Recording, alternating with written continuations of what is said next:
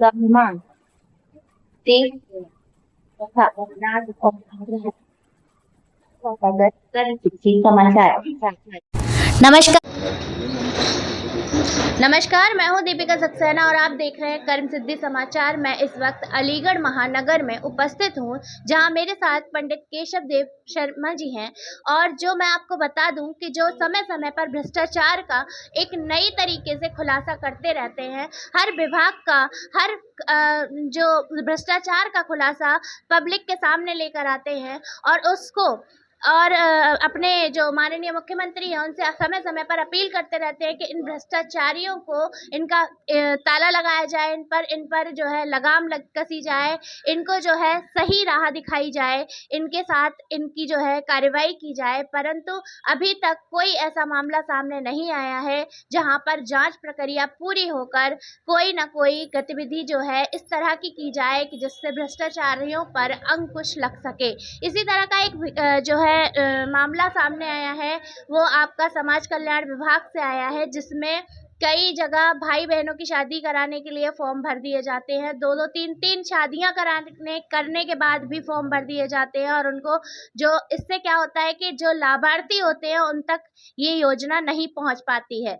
आइए बात करते हैं पंडित केशव देव से।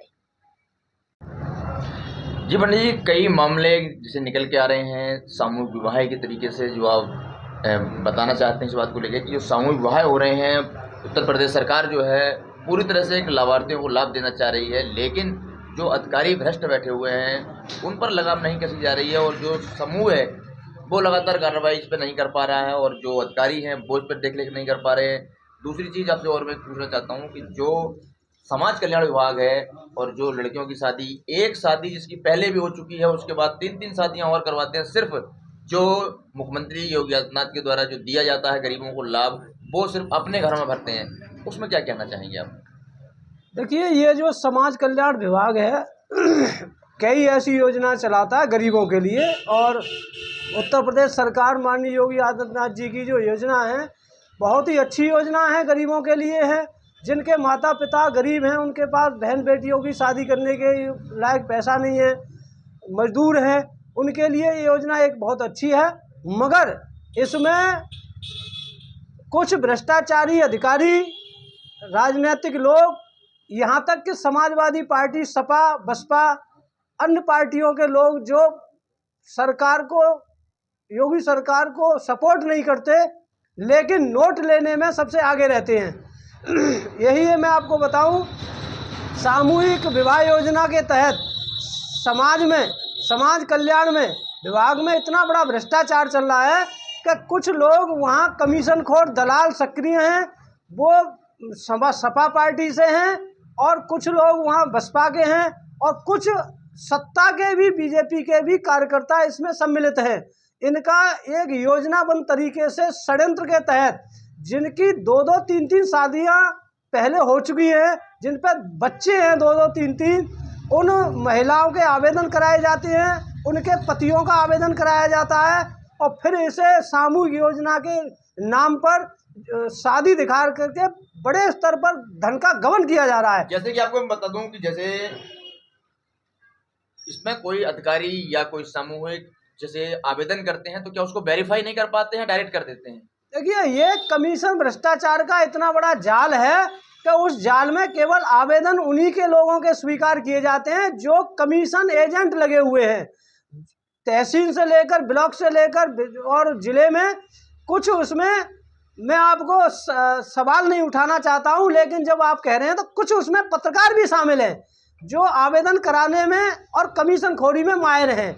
कुछ समाज सेवक हैं, कुछ NGO संगठन हैं, कुछ समूह जो महिला समूह चल रहे हैं, और उन महिला समूहों के द्वारा भी अधिकारियों से कमीशन के बेस पर उनका परसेंटेज तय है। और ये मैं आपको ऐसे ही नहीं कह रहा हूँ, ये RTI के तहत जवाब में भी इनसे नहीं मिलता है। एक साल पहले ये आवेदन किया गया है समाज कल्याण विभाग में, पिछली योजना का मैंने किया था, जिसमें एक भाई बहन यानी इतना बड़ा भ्रष्टाचार है। माननीय मुख्यमंत्री योगी आदित्यनाथ की सरकार को बदनाम करने का एक इतना बड़ा षड्यंत्र है कि बहन भाई के भी आवेदन कराने के बाद उन्हें दूल्हा दुल्हन के रूप में वहाँ पेश किया जाता है, और मालूम पड़ी कि जब फेरे का समय होता है, माला का समय होता है, तो दुल्हन होती है लेकिन दूल्हा भाग जाता है, और जब सच्चाई का पता लगता है तो कौन है कि बहन भाई हैं। ऐसे कई प्रकरण हैं और मेरे पास साक्ष्य हैं, सबूत भी हैं। मैंने माननीय मुख्यमंत्री जी को सबूत के साथ शिकायतें भी कर रखी हैं, लेकिन समाज कल्याण विभाग में जब जांच आती है तो उसे यहाँ के अधिकारी, यहाँ तक कि जिला अधिकारी अलीगढ़ भी उस जांच पर कोई संज्ञान नहीं लेते और उस भ्रष्टाचारियों का साथ देते हैं। राजनीतिक सत्ता के कुछ नेता भ्रष्टाचारियों के दबाव में, जो यहाँ जनप्रतिनिधि हैं, मैं नाम नहीं लेना चाहूँगा, लेकिन एक माननीय हैं जिनके दबाव में उन जांचों को दबा दिया जाता है। ऐसे भ्रष्टाचारों का खुलासा होता है, उन भ्रष्टाचारों पर पूरा प्रेशर होता है। एक यहाँ अधिकारी हैं, उनके एक ससुर विधायक हैं, वो लखनऊ में बैठे हैं। वो पहले सपा के विधायक हुआ करते थे, लेकिन सपा की सरकार गई तो उन्होंने झंडा बदल दिया, भाजपा में शामिल हो गए। तो ऐसे जो दल बदलू, जो भ्रष्टाचारी नेता सब भाजपा में आ गए हैं, वो भाजपा को कहीं ना कहीं कमज़ोर कर रहे हैं और उनकी लोकप्रियता को खंडित कर रहे हैं। माननीय योगी आदित्यनाथ जी की जो योजनाएं चल रही हैं उसमें भ्रष्टाचार करके सरकार को बदनाम कराने का एक षड्यंत्र रच रहे हैं। तो मैं माननीय योगी आदित्यनाथ जी तक ये अपनी बात को पहुंचाना चाहता हूं। माननीय मुख्यमंत्री जी मेरी बात को सुने, आपके चैनल माध्यम के द्वारा, कर्म सिद्धि के द्वारा, कि इस चीज़ पर संज्ञान लें और मेरी इस बात को गंभीरता से लेके हुए जिला अलीगढ़ में हो रहे समाज कल्याण विभाग के इस भ्रष्टाचार पर अंकुश लगाने का काम करें।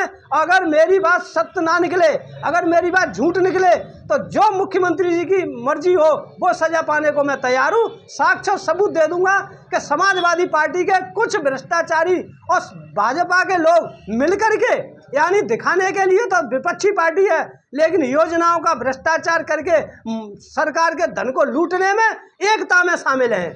इसमें साफ तो ये देखा जाता है कि सरकार तो मस्त है, लेकिन सत्ता में बैठे अधिकारी और नेता भ्रष्ट हैं। अधिकारियों की मानसिकता इतनी दूषित हो चुकी है, यहाँ माफियाओं से गठजोड़ है, चाहे वो आरटीओ विभाग हो, नगर निगम हो। देखिए करोड़ों खरबों रुपए का नगर निगम में सफाई योजना, लेकिन शहर में नरक सिटी बना के रखा है।